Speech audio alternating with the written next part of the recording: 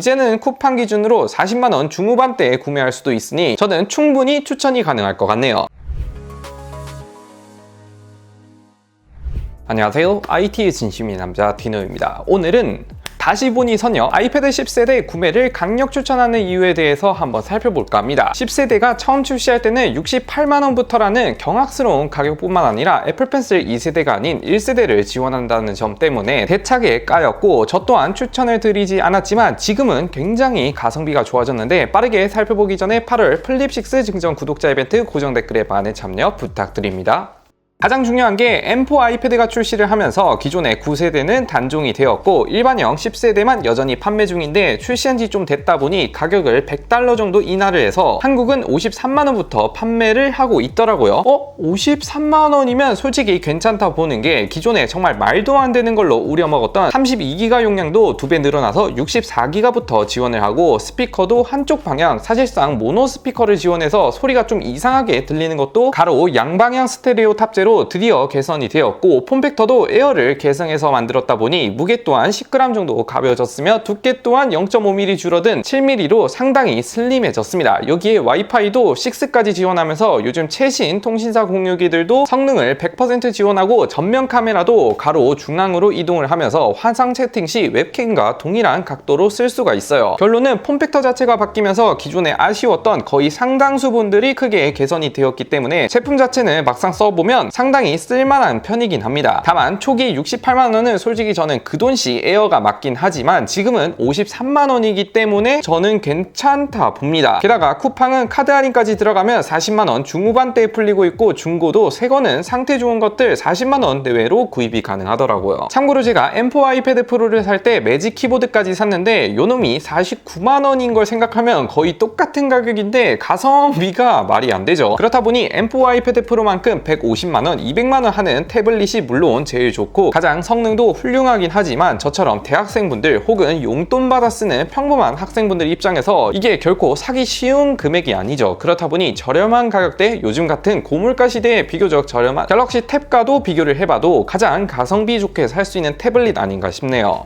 추가 장점들도 말씀드리자면 앞서 말했다시피 폼팩터가 바뀌어서 외관은 거의 아이패드 프로 에어랑 똑같은 각진 프레임을 적용했고 홈 버튼도 빠진 검은색 베젤이 적용이 되었습니다. 애플 로고도 있고 가장 중요한 충전 포트도 9세대까지만 해도 라이트닝 포트를 유지했으나 이제는 아이패드 최신 모델 전부 다 C타입으로 변경이 되었습니다. 다만 치명적인 단점이 애플 펜슬 2세대를 지원하지 않고 2015년에 출시한 애플 펜슬 1세대를 2024년에 써야 한다는 점. 애플 펜슬은 또 라이트닝 충전이다 보니 처음 페어링하거나 충전을 하려면 라이트닝 투 C타입 변환 챈더가 있어야 한다는 점이 좀 복잡하고 불편하다 보니 제 생각이지만 애플 펜슬 1세대가 원래 없으시다면 요즘 짜플 펜슬이 워낙에 잘 나오다 보니 짜플 펜슬도 이렇게 야매로 부착이 되고 애플 펜슬 쓰는데 아무 지장이 없다 보니 1세대보다는 짜플 펜슬이 더 싸고 편하지 않나 싶어요. 펜촉도 똑같기 때문에 필기나 드로잉 하는 데 있어서 크게 아무 지장이 없습니다. 가장 중요한 성능도 보면 A14 칩셋이 탑재가 되었는데 이게 아이폰 12 시리즈에 탑재된 칩셋이라 많이 구형 칩셋이긴 하죠. 그런데 비슷한 가격대 갤럭시 탭 S9 FE랑 비교를 해보면 사실 FE가 2024년에 출시했고 좀 더 비싸긴 한데 아무튼 긱벤치 6 점수로 바로 비교를 해보니 FE는 싱글코어 1000점, 멀티코어는 2700점으로 아이패드 10세대는 구형 칩셋이지만 싱글코어가 무려 2100점, 멀티코어는 4600점대로 성능 면에서 2배 가까이 차이가 나는 모습을 보여줍니다. 게다가 원신 같은 초고사양 게임 플레이를 해봐도 탭 S9 FE는 가장 낮은 옵션에서도 버벅거림이 있었지만 아이패드 10세대는 낮음 60프레임에서 상당히 쾌적한 플레이가 가능했고 중간 옵션의 60프레임도 어느 정도 플레이가 되긴 하나 가끔 프레임 드랍이 있는 거 외에는 괜찮게 플레이가 가능했어요. 솔직히 가장 저가형 태블릿인데 고사양 게임까지 돌릴 수 있다는 게 굉장한 메리트가 될 것 같습니다.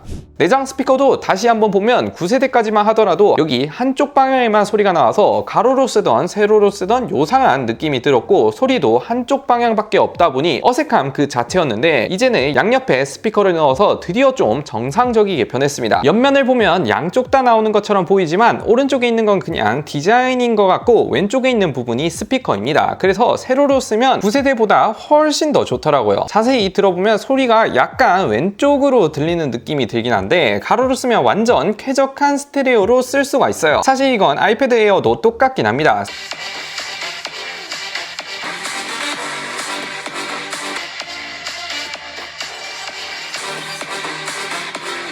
디스플레이도 보면 10.2인치에서 11인치로 커지면서 M4 아이패드 프로, M2 아이패드 에어와 거진 동일한 화면 면적이고 베젤도 많이 줄어서 잘 모르는 사람이 보면 이게 기본형인지 에어인지 구분이 힘들 정도이긴 해요. 지문 인식도 전원 버튼과 통합이 되어 있는데 이것도 에어와 똑같은 방식이죠. 다만 여전히 아쉬운 점은 라미네이팅 처리가 빠졌고 반사반드 코팅도 빠져 있어서 빛 반사가 심하다는 점이 있고 화면을 이렇게 두드리면 좀 통통거리는 게 있다. 해상도도 P3 생명력이 아닌 sRGB 저가 모니터에 들어가는 생명력을 지원합니다. 그리고 여전히 60Hz를 지원하긴 하지만 이건 뭐 에어에도 안 넣어주다 보니 넘어갈 만한데 아무튼 빠진 건 요 정도입니다.